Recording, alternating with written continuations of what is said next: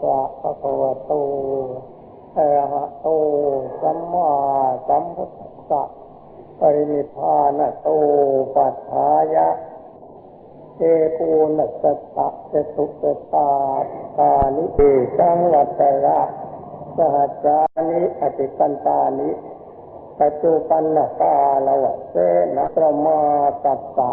ปะยังกินังวาลวะเสนะปนะอุมวาโรโหติเอวังตัสสะภะคะวะโตปรินิพพานาสาสนายุตตาลันนาสัลลัพเพตพาสัจจังธัมโมโสตโพติสุธรรมะเสดุพระพุทธศาสนายุตานจำเดินแต่ปรินิพพานแห่งพระองค์สมเด็จพระภูมิพระภาคอรหันตสัมมาสัมพุทธเจ้านั้นบัดนี้ล่วงแล้วได้ 2,499 พรรษาปัจจุบันสมัยเมษายนมาสฤดูที่3อังคารวันพอพุทธปริพานเป็นกำหนดนับศาสนายุตานจำเดินแต่ปรินิพพานแห่งพระองค์สมเด็จพระภูมิพระภาคเจ้านั้นมีนัยยะอันจะพึงกำหนดนับด้วยประการฉนี้เบื้องหน้าแต่นี้จงตั้งสมณาหาจิตฟังธรรมทานจะแสดงต่อไปนี้โดยตลอดนะโมตัสสะภะคะวะโตอะระหะโตสัมมาสัมพุทธัสสะนะโมตัสสะภะคะวะโตอะระหะโตสัมมาสัมพุทธัสสะนะโมตัสสะภะคะวะโตอะระหะโตสัมมาสัมพุทธัสสะอันนังตานังวัฏังญาณังมาลาทันทังวิเศษนังสัญญาวัฏถังสัทธีไปยังทานกัตถุเลทัสสะอันนะโตภัสโตโหติวัฏโตโหติวันนะโตญาณโตสุขโตโหติทีตโตโหติจักขุโตมนาปทายีละเตมนาปะปังอัตถทาตาละเตปุมัคคังสรัตถาตาลาภีจะโหติเศถันทโตเศเศติตานังอัคทายีวรทายีเศทายีติโยนโรทีทายุยะตวาโหติยัตยติปปัสสติเตนะสัจวัตเตนะวัตโหตุสัพพะอาโรหิสุขันเจวะอุสลันจะอนามยังติสมัทุติสมัทุติสมัทุติทางพลังเจตัสมิงรัตนตยสมิงสัมปชาทนะเจตโสปยิณบัดนี้อาตมภาพจะได้แสดงพันธิกถาเป็นอริยประเภทมีเสพมาแต่ไหนแต่ไรพระพุทธเจ้าจะอุบัติจักขึ้นในโลกก็มีทานวัตถุการให้กันและกันอยู่พระพุทธเจ้าจะไม่อุบัติจักขึ้นในโลกทานวัตถุก็มีให้กันอยู่แต่ว่าทานมันอยากไว้ไปทานวัตถุมาสุดประการทานการให้จำเป็นทีเดียวต้องสงเคราะห์อนุเคราะห์ซึ่งกันและกันโลกซึ่งเป็นอยู่ได้นี้เริ่มต้นทีเดียวตระกูลต้องให้ทานในกันและกันถ้าไม่ให้ทานในกันและกันแล้วตระกูลอยู่ไม่ได้แม้ถึงเป็นกษัตริย์ปกครองประเทศก็ต้องให้ทานในกันและกันไม่ให้ทานในกันและกันแล้วก็ปกครองประเทศอยู่ไม่ได้ยิ่งให้ต้องให้หนักมหากษัตริย์ต้องให้หนักให้ข้าราชบริพารน้อยใหญ่ต้องให้หนักเพราะการปกครองใหญ่ก็ต้องให้มากออกไปผู้ปกครองตระกูลเราตระกูลใหญ่ต้องให้หนักออกไปตระกูลย่อยก็ต้องให้น้อยไปตามส่วนถ้าให้ได้มากเท่าไรก็ตระกูลนั้นก็ยิ่งใหญ่หนักขึ้นไปการให้เป็นข้อสำคัญนักไม่ใช่เป็นของพอดีพอร้ายให้พิจารณาดูเถิดเราเกิดมาเป็นหญิงเป็นชายเมื่อเกิดมาจากตระกูลพ่อแม่เมื่อพ่อแม่ไม่ให้สิ่งหนึ่งสิ่งใดเลยลูกหญิงลูกชายนั้นจะนับถือพ่อแม่เป็นแค่ไหนถือเรามากทีเดียวถือเรามากทีเดียวหรือไม่ฉะนั้นเพราะว่ามีสมบัติมากๆก็จะหาเรื่องจ่ายเอา พ่อแม่แต่เห็นจะนอนตะแคงตายแล้วจะเห็นจะลืมตาตายแล้วไม่หลับตาตายแล้วสมบัติมากมายอย่างนี้ว่าต่างๆนั้นนะเพื่อจะแทะให้หาอุบายเสียสีต่างๆและไม่ได้สมบัติเขาไม่ให้นี่ลูกหญิงลูกชายกับพ่อแม่ถึงขนาดนี้คนอื่นล่ะคนอื่นเมื่อไม่สงเคราะห์อนุเคราะห์ก็มาอยู่ด้วยทีเดียวหรือเรื่องทีเดียวนี่การให้นี่จำเป็นไหมไม่ใช่เป็นของไม่จำเป็นจำเป็นทีเดียวอันนี้วางตำหนักตำราไว้พระพุทธเจ้าท่านอุบัติจัดในโลกพระตอนท่านอยู่องค์เดียวท่านก็แสวงหาอาหารบิณฑบาตจำเพาะท่านได้บ้างไม่ได้บ้างกับทางการท่านก็จะอดทนได้เมื่อมีผู้เลื่อมใสติดตามท่านไปตั้งแต่ท่านออกแล้วปัญจวัคคีย์ก็ติดท่านไปทั้ง5 รูปด้วยกันแต่ว่าท่านเหล่านี้เลี้ยงตัวกันได้ทั้งนั้นเลี้ยงตัวได้ทั้งนั้นติดท่านไปดูแลท่านนั่นตอนนั้นท่านยังไม่สำเร็จแล้วท่านปัญจวัคคีย์มาแยกกันเสียท่านทำพุทธการกธรรมจะสำเร็จแต่ทรงไม้ถือมหาโพธิ์โดยลำพังตัวองค์เดียวมันก็จนไม้ก็สงบไป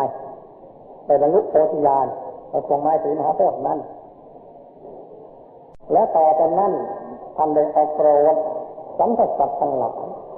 ตั้งตนแต่พระปัญจวัคคีย์แสวงหาไปพบกับปัญจวัคคีย์ให้ปัญจวัคคีย์ได้บรรลุมรรคผลอัญญาตนญาปฏิจจวาอัญญาตนญาปฏิยวัตมหานามปัจจิทั้ง5นั้น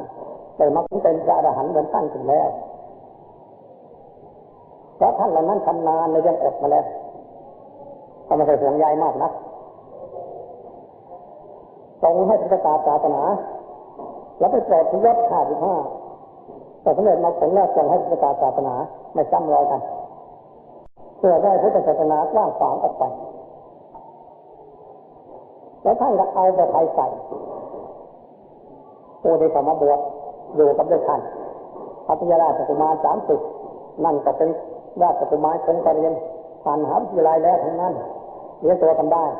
ไม่ถูกห่วงใยนักไปโปรดแค่ดิน1,300 ลูกเอาเดี๋ยวสำเร็จมรรคผลแล้วท่านก็แอบเที่ยวออกไปด้วยในเมืองราชคฤห์1,300 ลูกนั่นติดไปโปรดชาวเมืองราชคฤห์อีก12 ละหดได้สำเร็จมรรคผลอยู่11 ละหดเลยละหดนั้นตั้งอยู่ในใจสมาคมคราวนี้ท่านจะต้องอุปการะมากมายจริงต้องเป็นประมุขนำบิณฑบาตแต่เป็นเมืองทั้งหลายเหล่านั้นเพื่อจะให้ภิกษุบริษัทบวชเข้ามาในตอนหลังๆก็ได้เลี้ยงตัวได้เหมือนท่านก็เอาพระทัยใส่อย่างนี้ไม่ได้ทอดทุระเลยสุพันเถบิณฑบาตันแสวงหาอาหารบิณฑบาตเลี้ยงให้เลี้ยงตัวอยู่ได้ศาสนาจะดำรงอยู่คู่กันไปสั่งสอนกันไปทีเดียวแต่ว่าถึงสั่งสอนไปจากหนึ่งเท่าใดก็ต้องเอาแบบไทยใส่ในเรื่องทานการให้อยู่ต้องไม่ให้ทานก็ไม่สำเร็จประโยชน์อีกเหมือนกันนี่เป็นเรื่องไขสำคัญมารู้จักเรื่องไขสำคัญอันนี้แล้วก็คนมีปัญญาจะเป็นคนชั้นสูงชั้นใหญ่เพียงเท่าไรก็ได้ให้รู้จักทานการให้ถ้ารู้จักทานการให้จะเป็นคนสูงคนใหญ่เพียงเท่าไรก็เป็นได้อุตส่าห์ให้อุตส่าห์บำรุงไปอุตส่าห์หล่อเลี้ยงไปแต่ว่าคนมันมีสติปัญญานั่นหล่อเลี้ยงไม่เท่าไรนะมันก็วิ่งสุดไปเอาคนโง่เราจะต้องหนักหน่อยนึงนี่แหละการให้ดีเรียกว่าเป็นประเพณีของคนมีปัญญาไม่ใช่เป็นประเพณีของคนโง่คนมีปัญญาอยู่ในสถานที่ใดหญิงก็ดีชายก็ดีเป็นใหญ่ในที่นั้นเพราะทานการให้เป็นเพราะอนุเคราะห์เขาอยู่เสมอไปใหญ่ในที่นั้นไม่ต้องสงสัยคนมีปัญญาถ้าคนโง่ไม่มีปัญญาอยู่ในที่ไหนจมมืดอยู่ในที่นั้นไม่ให้ใครมีอะไรให้ไม่ได้ก็จะหมดก็จะสิ้นก็จะเปลี่ยนไปให้แล้วเป็นหมดเป็นสิ้นเป็นเปลี่ยนไปให้ไม่ได้ ให้ก็ได้เป็นน้อยเราจะหมดขึ้นจะเลี้ยงไปซะแล้วหนักข้าต้องอยู่คนเดียวอยู่คนเดียวเจ็บไข้ได้ทุกข์ไม่มีใครไปเยี่ยมไปเยือนเลยเพราะอะไรไม่มีอามิตรเป็นล่อเลยไม่มีอาหารรางวัลอะไรสักนิดหนึ่งเขาก็ไม่เยี่ยมมีคนโง่เป็นอย่างนี้ฆ่าตัวเองทั้งเป็นคนฉลาดเลี้ยงตัวเองจ้างตัวเองทั้งเป็นส่งเสริมตัวเองทั้งเป็นมีคนฉลาดเพราะฉะนั้นนักอาจจะได้วางตำรับตำราไว้อันนังการนังวัฏถังยานังมาลากันทังมาลากันทังสียาวทั้งปฏิไปอย่างทานวัตถุอิเมตตะทานวัตถุอันว่าทานวัตถุทั้งหลายอิเมเหล่านี้พระสังฆทานวัตถุทั้งหลายเหล่านี้สิบประการอันนังให้ข้าวทานังให้น้ำวัดถังให้ผ้าสำหรับนุ่งห่มสำหรับใช้สอยยานังให้เครื่องอุปการะแต่เครื่องไปมาไปยานให้ค่าโดยสารให้ยานให้ค่าโดยสารรถมอเตอร์ไซค์มีก็ให้ยานังมาลาให้ระเบียบดอกไม้ขั้นทังให้ของหอมวิเลปนังให้เครื่องลูกไล้สัญญาวัฏถังให้ที่นอน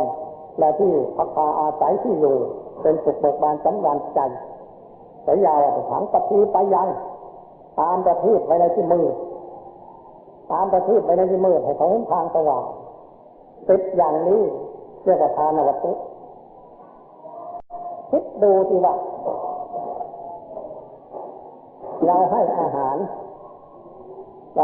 เขารับประทานให้เท่าไรคนประทานไปมากคนไปเขาก็ได้รับสุขมากให้น้อยคนเขาก็ได้รับสุขน้อยแล้วแต่จะให้ข้าวให้คนที่ไม่พูดคนก็มากแล้วที่นั้นมันจะน้อยเรียกว่าอันนังทานังให้น้ำแล้วไม่มีน้ำใช้เขาเอาน้ำมาให้ก็ดีเวลาเราต้องการเขาน้ำมาให้ก็ดีหรือก็ให้น้ำมาเป็นแท่งๆเป็นถังๆเป็นสักๆเอาไว้เขาจะมีอุปการะคุณแต่เราเป็นแค่นี้เราต้องเอื้อเฟื้อเผื่อแผ่เขาอยู่เหมือนกันเขาให้น้ำวัดถังให้ผ้าสำหรับนุ่งห่มใช้สอยต่างๆนี่เราจะขอพระเดชพระคุณท่านเท่าไรให้ผ้ายานังเราจะไปในทางเหนือทางใต้เวลานี้เรารู้สึกทีเดียว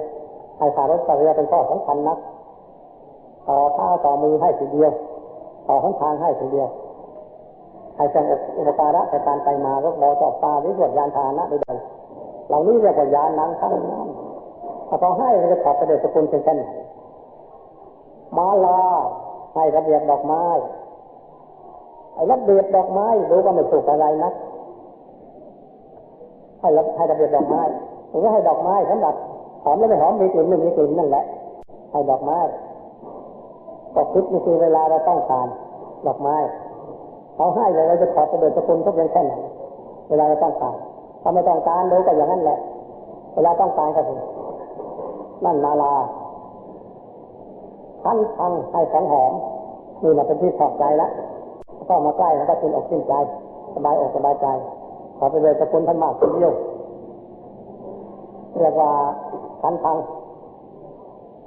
วิเลปนังเครื่องลูกไล้เ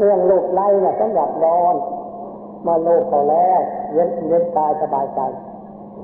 หมดทั้งร่างกายก็ได้เครื่องลูกไล้หอมน้อยในสมาธินักก็ได้เครื่องลูกไล้ให้เกิดขึ้นอกขึ้นใจให้เกิดเย็นกายเย็นใจเย็นใจเขาเรียกเครื่องลูกไล้อย่างจีนเขาเล่นละครจีนเรื่องนี้เนี่ยเขาเอาสีไล่หน้าหรือเครื่องไล่เขามีแต่งให้เป็นรูปขึงขังขึ้นหรือให้เป็นรูปแปลกประหลาดลวงตาขึ้นนั่นมันก็เป็นลูกไล่เหมือนกันแต่ว่าหนาขึ้นไม่ใช่บางแต่ว่าสิ่งเหล่านี้เมื่อเขาต้องการแล้วก็ใครไปให้เขาก็ขอบพระเดชพระคุณมากมายทีเดียวสัญญาวัฏถัง สายยาที่นอนก็จะถังอาวาที่นอนที่อยู่เขาพาอาศัยตลอดทั้งใต้ก็ดีตัวตั้งตัวกลางก็ดีหรืออาสนะสำหรับนั่งเขาพาอาศัยก็ดีเหล่านี้ไปให้ก็เป็นอันขอบใจมากทีเดียวสายยาจะถังนี้พอปฏิไปยังที่มืดตามประเทศไปให้เราไปเห็นเช่นนั้นหรือว่าเขาให้เราก็ต้องรักได้สักทีเดียวเพื่อจะนับถือเขาทีเดียวหรือว่าเขานับถือเราอย่างนี้โลกอย่างนี้ต้องจำเป็นตำหนักตำราไว้อยู่ในโลกต้องประพฤติอย่างนี้ถ้าว่าหญิงก็ดีชายก็ดีประพฤติอย่างนี้แล้วหญิงคนนั้นชายคนนั้นแหละจะได้ชื่อว่าเป็นที่พึ่งของตนจะได้ชื่อว่าเป็นแม่ของตนหญิงหากว่าชายก็เป็นพ่อของตนคนให้นั่นแหละเป็นแม่เป็นพ่อทีเดียวมันไม่ก็พ่อแม่ให้ลูกคนอื่นให้ไม่ได้ให้ได้แต่ลูกให้ได้แต่ลูกไม่ได้พ่อเด็กแม่คนอื่นมันก็ไม่ได้พ่อเด็กแม่พอให้ได้เหมือนลูกนั้นหมดทุกคนหมดทุกคนคนอื่นมันก็เรียกเป็นพ่อของแม่เหมือนลูกมันทุกคนนั่นแหละการให้สูงอย่างนี้ให้ถึงก็เป็นพ่อเป็นแม่เพราะฉะนั้นการให้เป็นตัวสำคัญทั้งติดอย่างนี้แหละจำไว้เป็นตำรับตำราเราเป็นมนุษย์ยังไม่ถึงชาติที่สุดแล้วต้องให้ถ้าไม่ให้แล้วไปในภายภาคหน้ามันกันดานไม่สมบูรณ์บริบูรณ์โดยทั้งจริงทั้งใจมันขาดตกบกพร่องถ้าว่าให้ไว้เนื้อให้ไว้อย่างนี้อัตราแล้วไม่ขาดตกบกพร่องไม่ทุกข์ไม่ยากในระหว่างนั้นพอใช้พอสอนทีเดียวก็การให้เป็นตัวสำคัญผมจึงได้วางเป็นตำรับตำราเลขที่แบบแผนใบว่าอันนโตพละโตโหติอันนโตพละโตโหติคือให้ข้าวสวยที่ประสงค์กระทำของอิ่มนี่คือให้ข้าวโดยที่ว่าให้กำลังอันนโตพละโตโหติคือให้ข้าวโดยที่ว่าให้กำลังแต่ว่าในที่นี้เนี่ยบอกแต่กำลังอย่างเดียวในที่อื่นให้ข้าวอย่างเดียวให้โภชนาหารอย่างเดียวโดยที่ว่าให้อายุวันตุขะพละปฏิภาณะทีเดียวให้กำลังด้วยให้ปัญญาด้วยให้ความสุขด้วยให้ความสวยงามด้วยให้อายุด้วย5อย่างให้ข้าวอย่างเดียวแต่ว่าในที่นี้ท่านวางหลักไว้เพื่อให้ข้าวโดยที่ว่าให้กำลังอันนโตประโตโหติวัฏโตโหติวันนโตเพื่อให้ข้าวสำหรับนุ่งห่มและใช้สอยเหล่านั้นโดยที่ว่าให้ความสวยงามที่ว่าให้ที่ว่าให้ความสวยงามให้ผ้าสำหรับนุ่งห่มใช้สอยต่างๆนั่นแหละที่ว่าให้ความสวยงามเกิดชาติใดพบใดให้ความสวยงามจะต้องติดตัวไปในชาติต่างเพราะตัวสร้างความสวยงามของตัวไว้เพื่อให้ข้าวโดยที่ว่าให้กำลังได้ให้อาหารไม่แลตัวชาติใดพบใดตัวจะต้องมีกำลังไม่ขาดตกบกพร่องตลอดชาติทุกชาติไปนับชาติไม่ไหวก็ให้พระตัวได้สร้างกำลังที่ตัวไว้แล้วที่ต้องจ้างไว้อย่างนี้ญาณโทสุขโทโหติเพื่อให้ญาณเรื่องอุปการะแต่การไปมาหรือค่าอุปการะค่ารถค่าเรือให้สำเร็จในการไปมาได้ผู้นั้นได้ชื่อว่าให้ความสุขแท้ๆญาณโทสุขโทโหติเพื่อให้ญาณได้ชื่อว่าให้ความสุขจะให้เขาไปรถไปเรือได้เขาก็ได้รับความสุขเท่านั้นเมื่อตัวสร้างความสุขของตัวไว้เช่นนี้แล้วก็ถ้าต่อไปนะความสุขต้องอยู่กับตัวไม่ยานนะตัวไม่ขาดตกบกพร่องแล้วถ้าต่อไปต้องมีสำหรับใช้ทุกขณะทุกเมื่อครับก็ตัวได้สั่งสมอบรมในเรื่องญาณที่ตัวไว้นี่คือว่าญาณโทสุขโทโหติทีปโทโหติจักขุโท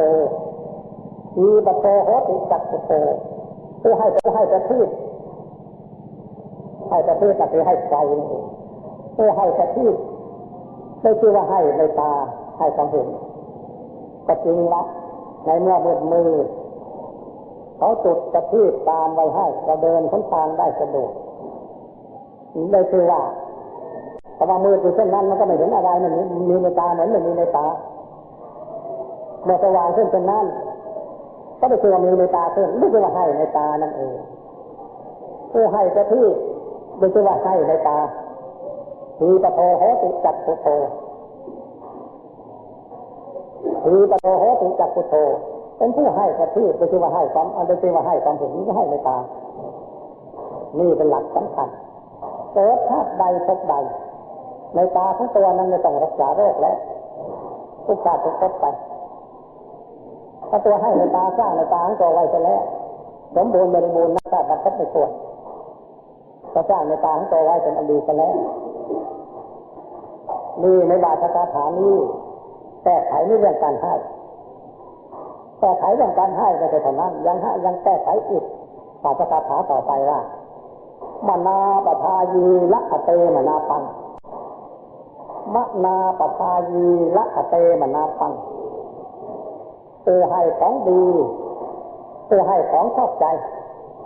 ย่อมได้ของชอบใจมนาปทายีผู้ให้ของชอบใจละเตผู้นักทังย่อมได้ของชอบใจถึงใดที่มาถึงตัวแล้วชอบใจทั้งสิ้นก็ตัวเด็กสั่งสมของชอบใจทั้งตัวไว้ก็ให้ของที่ไม่ชอบใจก็ตรงกันข้ามได้ของที่ไม่ชอบใจให้ของที่ชอบใจได้ของที่ชอบใจตรงกันข้ามอย่างนี้ให้อุตสาห์พยายาม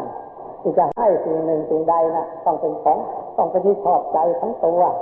ได้ชื่อว่าให้ความหวังให้ความสมหวังทั้งตัวทุกประการนับขาดในส่วนไว้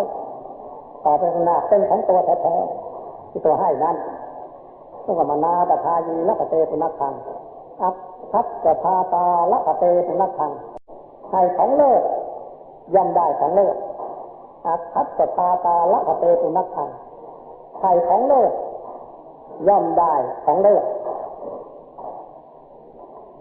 เลิศเพียงแค่ไหนก็แล้วแต่คุณแล้วแต่วัตถุนั้นแล้วแต่กาละนั้นแล้วแต่ประเทศนั้นที่เขานิยมนับถือกันว่ารัชทาตาลาภีสโหติให้ของชอบใจย่อมได้ของชอบใจสิ่งใดที่ชอบใจว่าอยากจะได้ของที่ชอบใจอยู่แล้วก็ให้ทำให้สร้างของที่ชอบใจของตัวไว้บริจาคทานแต่กรรมนะรามมนาจารย์ยาตกวันหนึ่งพระสังฆจานาถาให้ของชอบใจย่อมได้ของที่ชอบใจอยู่เมืองนิอัตราจงอุตสาห์พยายามสั่งสมทั้งตัวไว้เสียเมื่อตัวมาประสบพบพุทธศาสนาแล้วต่อไปในภายหน้าเมื่อรู้ข้อทั้งหลายเหล่านี้แล้วต้องสั่งสมทั้งตัวเสียย่อมเป็นของตัวแท้ๆใครทำเป็นของคนนั้นคนอื่นจะแย่งสิ่งอย่างนี้ยังได้ไม่ได้เวทันขับโตเสพเบเตติฐานังให้ของดีได้ของดีเศษขันถัดโตเศษขบเศษฐานังให้ฐานะอันเลิศย่อมเข้าถึงซึ่งฐานะอันเลิศให้ฐานะอันเลิศย่อมถึงซึ่งฐานะอันเลิศฐานะอันเลิศน่ะเป็นไหนที่เขาได้กันในบัดนี้ฐานะอันเลิศเป็นชั้นขึ้นไปในทางราชการเราก็เห็นมียศถาบรรดาศักดิ์เป็นชั้นขึ้นไปนั่นตัวจะผู้ให้เท่านั้นตัวจะผู้ให้เท่านั้นถ้าไม่ให้ก็ไม่ได้มันหญิงก็ดีชายก็ดีเราใช้อยู่ก็ต้องให้ฐานะมันให้ฐานะในเป็นใหญ่ในหน้าที่การงานนั้นให้มันเป็นหัวหน้าการงานขึ้นให้มันมีตำแหน่งในหน้าที่การงานนั้นขึ้นก็ได้ชื่อว่าให้ฐานะอันเลิศเหมือนกันตลอดไปก็ย่อมได้ไปตกฐานะอันเลิศไปตามการตามควรแม้ว่าเป็นกษัตริย์ฐานะอันเลิศเหล่านี้ท่านจะทำได้ตามพระสุภาพสตรีของท่านหรือเป็นนายกก็ให้ฐานะอันเลิศที่ได้เมื่อให้ฐานะอันเลิศก็ย่อมจะจัดเป็นฐานะอันเลิศอัคคทายีวรทายีเศตทายีติโยนโรอัคคทายีเศตทายีติโยนโรคนใดให้ของเลิศให้ของเป็นที่ชอบใจให้ของจะเสริฐ จะไปเกิดในที่เส้นใดๆมีทายุยะตวาโหติยอมเป็นผู้มีอายุยืนมียศในที่นั้นๆจะไปเกิดยัตถุปปัสติจะไปเกิดในที่ใดๆมีทายุยะตวาโหติยอมเป็นผู้มีอายุยืนมียศในที่นั้นๆนี่พวกเหล่านี้ต้องมีที่เกิดอย่างนี้เอเตนะสัจวัตเตนะโดยสัจวาจาภาสิกนี้เอเตนะสัจวัตเตนะโดยวาจาภาสิกนี้สุวัตโหตุสัพพทาเพราะความสวัสดีจงมีและสุขอันหนึ่งและสุขเกิดจากความไม่มีโรคและอนามัยเป็นอันดีจงมีแก่ท่านทั้งหลายในการทุกเมื่อสัจวาจาภาสิกนี้ขอความสวัสดีจงมีขอความสวัสดีขอความสวัสดีและสุขเกิดแต่ความไม่มีโรคและอนามัยเป็นอันดีจงเกิดมีแก่ท่านทั้งหลายในการทุกเมื่อติธรรมทุติธรรมทุติธรรมทุอีทางพลังเจตจมิญาตนาตยสัมปสาตนะเจตโส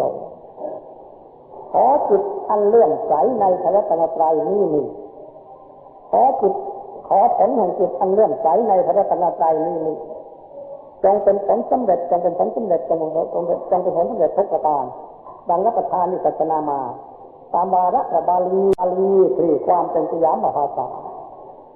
นี้เนื้อความของพระบาลีแท้ๆออกจากกระแสวาระบาลีไม่คลาดเคลื่อนต่อไปนี้จะอธิบายขยายความเป็นลำดับไปว่าอันนะโทพระโทอันนะโทอธิบายเป็นลำดับไปว่าอันนางปานังรัตถังยานางมาลากันทางสัญญากับสัมปติไปยังทานวัตถุเมธัจจะทานวัตถุสิบประการนี้วัตถุเป็นเครื่องให้ทานเรียกว่าทานวัตถุทานวัตถุเป็นเครื่องให้ทาน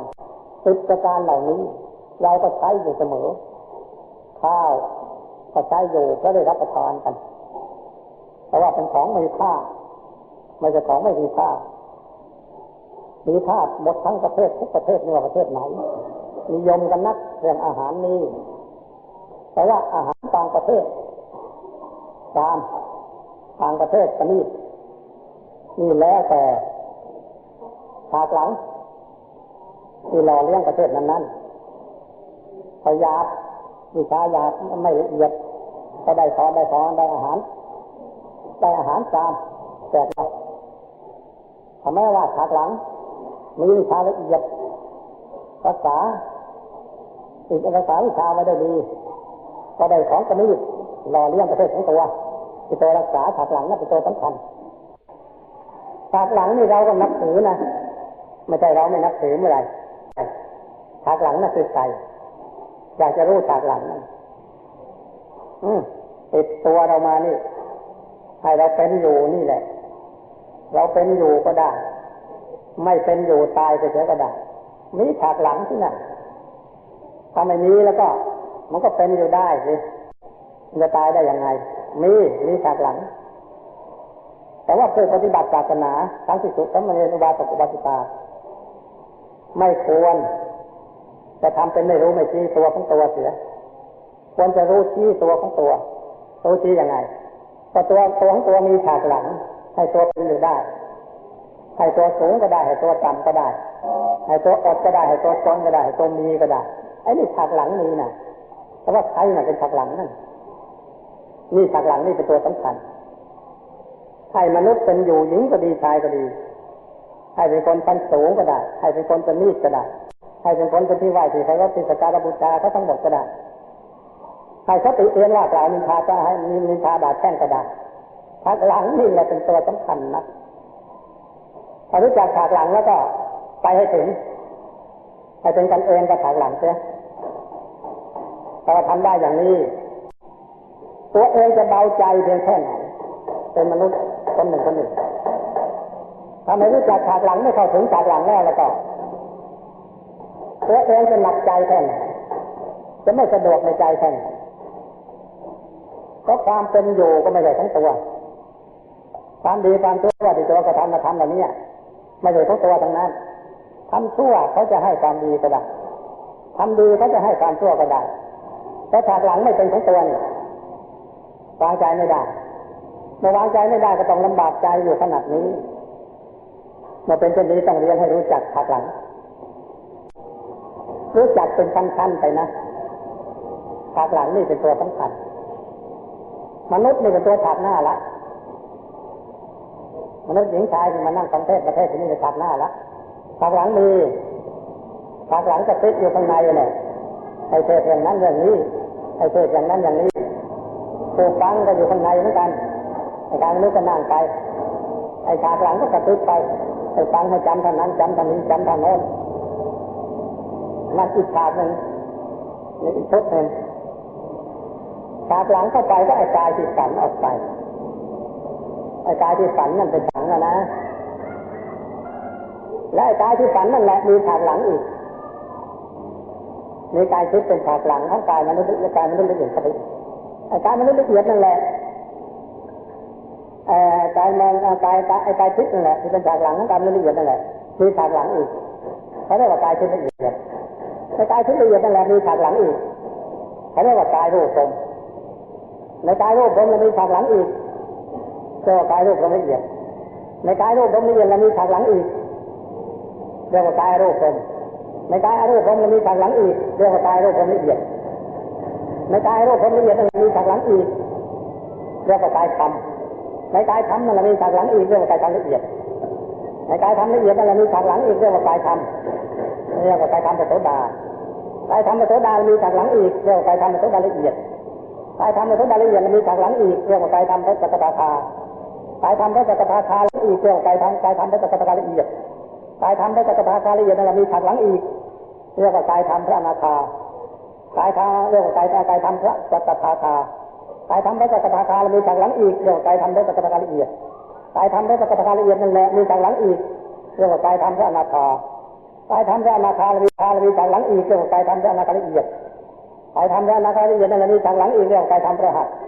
กายธรรมพระอรหันต์มีฉากหลังอีกเรียกว่ากายธรรมพระอรหันต์ละเอียดกายธรรมพระอรหันต์กายธรรมพระอรหันต์ละเอียดกายธรรมพระอรหันต์กายธรรมพระอรหันต์ละเอียดนี่แหละผู้เทศมีกวดเข้าไปจากหลังนี่แหละ5 ปี 25 ปียังไม่เต็มดีการเดินแต่หลังนั่นเป็นปีเป็นเดือนเป็นวันพอดีอย่าให้หมดฉากหลังนี่อย่าให้สุดฉากหลังนี่อย่าให้สุดฉากหล่อเลี้ยงเหล่านี้ยังไม่สุดผู้เทศเนี่ยก็ยังเป็นเบาเขาอยู่ยังเป็นเบาเป็นพาดเขาอยู่ยังเอาตัวรอดไม่ได้เพราะอะไรไปยังไม่สุดฉากหลังยังปกครองเราอยู่นี่ไปต้องไปให้สุดเมื่อไปสุดแล้วเราจะเห็นฉากหลังในฉากหลังมาไปอีกเมื่อไปสุดแล้วเราจะไปพบฉากหลังในฉากหลังอีกฉากหลังในฉากหลังนี่จะมีอีกเท่าไรเรายังจะรู้ไม่ได้เพราะเราไปยังไม่สุดนี่แหละฉากหลังเรานี่แหละหญิงดีชายก็ดีที่สุดสามเณรควรจะรู้ถ้าไม่รู้ก็เสียคนทีเดียวเป็นบ่าวเป็นพ่ายก็หมดปัญญาเอาตัวรอดไม่ได้ที่เรียกว่าปัญหาทาโตทานิสิตนั่นไม่ผิดละไม่ได้ขาดเกินเลยทีเดียวเพราะอะไรเพราะไม่รู้ฉากหลังก็เป็นบ่าวเป็นพ่ายเขาไปพอรู้ฉากหลังบังคับฉากหน้าแล้วก็เลิกเป็นบ่าวเป็นพ่ายเขา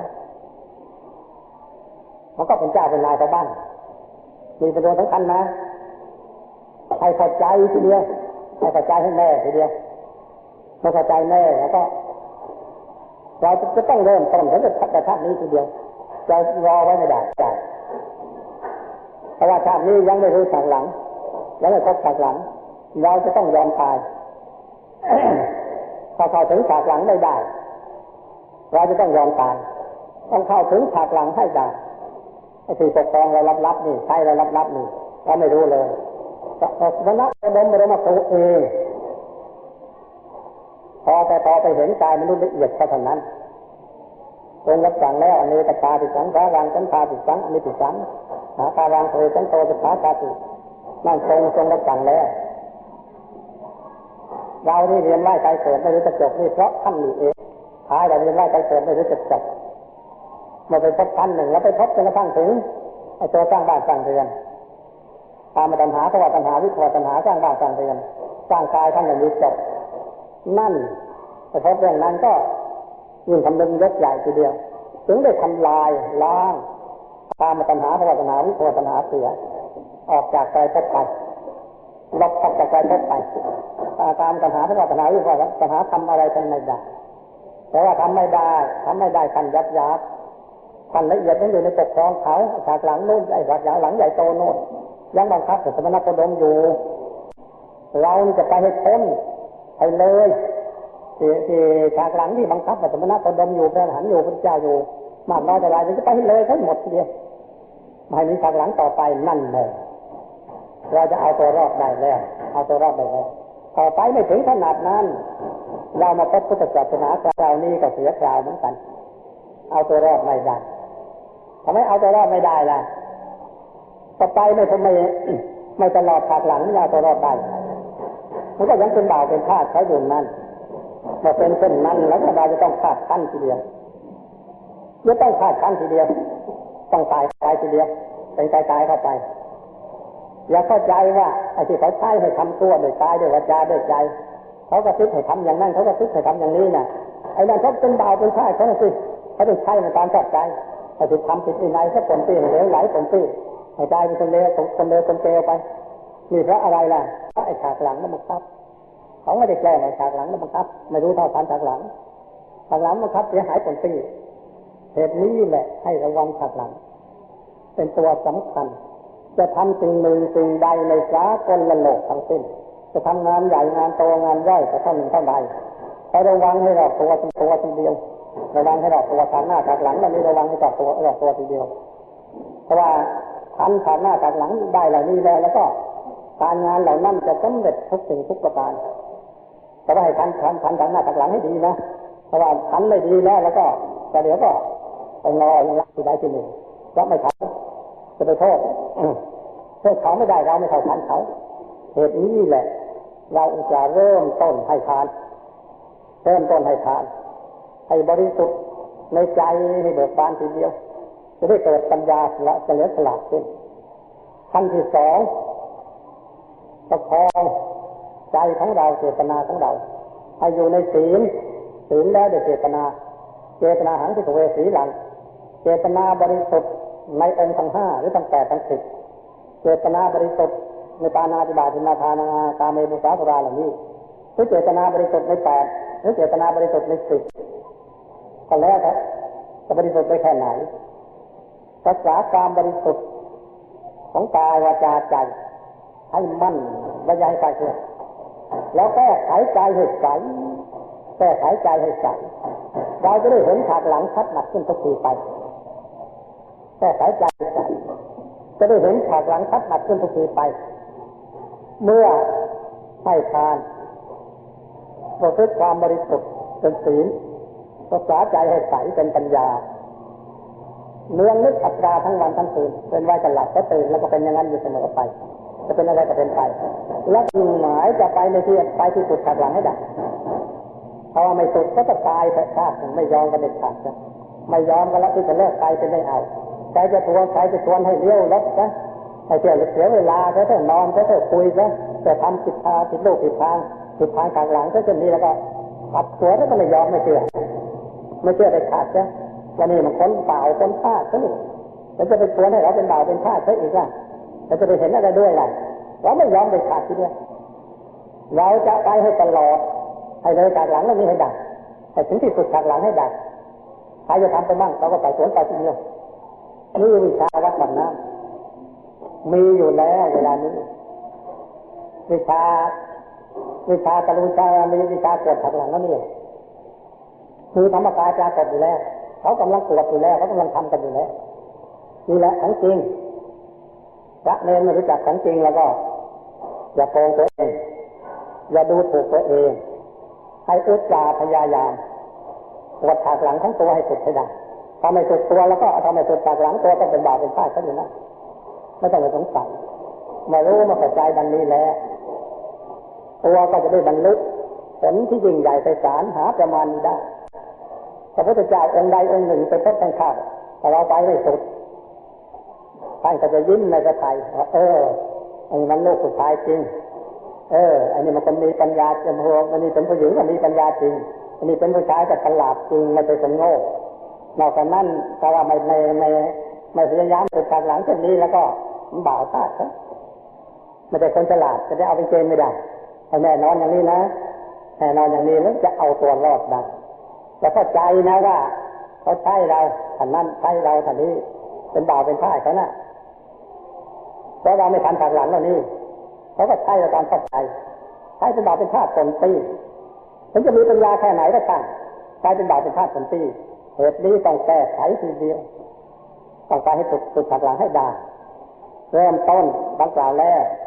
ต้องบริจาคทานกันใจเบิกบานสันดานใจทำใจให้ใสเบิกบานสันดานความบริสุทธิ์เจตนาให้ดีบริสุทธิ์ทางกายทางวาจาทางใจให้สะอาดและทำใจให้ใสทำใจให้ดีแล้วก็ดูฉากหลังได้ฉากหลังกับพุทธทีเดียวทั้งวันทั้งคืนเป็นไว้แต่หลับนะตื่นแล้วก็ไม่ได้รอก็ละไปให้สุดให้ได้ไม่สุดไม่ยอมกันเด็ดขาดถ้าเราไม่ไปเราจะตายเราไปเราก็ตายไปหรือไม่ไปล่ะไม่ไปก็ตายในทีเดียวทีตายมนุษย์เราทุกคนจะไปไม่ไปล่ะไม่ไปก็ตายไปดีก็ไม่ตายไอ้นั่นมันตายเปล่าหาหลักฐานไม่ได้จะไปหากจะไปมันจะได้ถึงแค่ไหนก็แล้วแต่แค่นั้นถ้าต่อไปอีกไม่ถอยกันไม่ถอยหลังจากกันนี่แหละนับว่าเป็นคนมีปัญญาดำเนินแนวทางพุทธศาสนาต้องดำเนินอย่างนี้เป็นทางสูงสุดในพระพุทธศาสนาที่ได้ชี้แจงแสดงมานี้ตามวาระบาลีคลี่ความเป็นสยามภาษาตามมัตตยาธิบายแต่สมควรแด่เวลาว่าอันยังเจนังนาทิซึ่งอื่นไม่จะดีถึงอันจะเกิดของเราท่านทั้งหลายเจนังเมรัตนตยังรัตนตรัยเป็นที่ถึงอันจะเกิดของเราท่านทั้งหลายเตนะสัจวัตเทนะเดินหน้าจำกัดอ่านธรรมปฏิบัติตั้งแต่ตนจนอวสานทางอ่านธรรมปฏิบัติตั้งแต่ตนจนอวสานนี้เพื่อข้าตัวนี้วันตุเตขอความสุขสวัสดีจงบังเกิดนี้แด่ท่านทั้งหลายทั้งคฤหัสถ์บัณฑิตบรรดามาสโมสรในสถานที่นี้ทุกขณะอาตมาภาพที่แจ้งแสดงมาแต่สมควรแด่เวลาสมมุติติท่านในคาถาโดยอาจารย์นิยมการเพียงเท่านี้เอวังก็อีหรือประกาศ